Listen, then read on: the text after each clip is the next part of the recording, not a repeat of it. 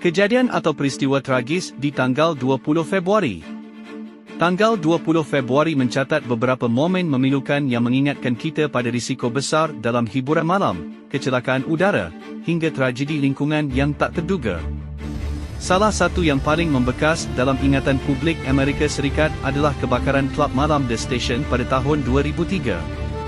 Malam yang seharusnya penuh kegembiraan saat konser band rock Great White berubah menjadi mimpi buruk hanya dalam hitungan detik. Penggunaan kembang api di dalam ruangan menyulut busa peredam suara di dinding yang sangat mudah terbakar. Dalam waktu kurang dari 2 minit, asap hitam pekat memenuhi ruangan dan kepanikan luar biasa terjadi di pintu keluar.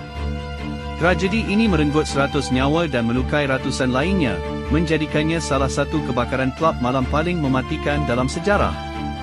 Beralih ke sektor transportasi udara, pada 20 Februari 2003, hari yang sama dengan kebakaran klub tersebut, terjadi kecelakaan pesawat militer Ilyushin Il-76 di Iran. Pesawat yang membawa anggota Garda Revolusi Islam ini jatuh di daerah pegunungan yang tertutup salju di tenggara Iran. Cuaca buruk dan jarak pandang yang rendah diduga kuat menjadi penyebab jatuhnya pesawat, yang mengakibatkan seluruh 275 orang di dalamnya tewas seketika. Di ranah lingkungan, kita diingatkan pada bencana banjir dan longsor di Madeira, Portugal, 2010. Hujan ekstrim yang turun dalam waktu singkat memicu banjir bandang dan longsoran lumpur yang menyapu kota Funchal. Jalanan berubah menjadi sungai yang menyeret mobil dan menghancurkan bangunan. Lebih dari 40 orang kehilangan nyawa dalam bencana yang mengubah pemandangan pulau wisata yang indah tersebut menjadi zona reruntuhan.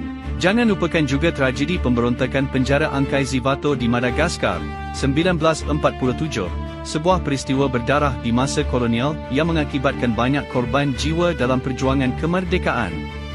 Peristiwa-peristiwa di tanggal 20 Februari ini memberikan pelajaran berharga bagi kita tentang pentingnya standar keamanan bangunan, kewaspadaan terhadap cuaca, serta risiko yang menyertai setiap aktivitas manusia.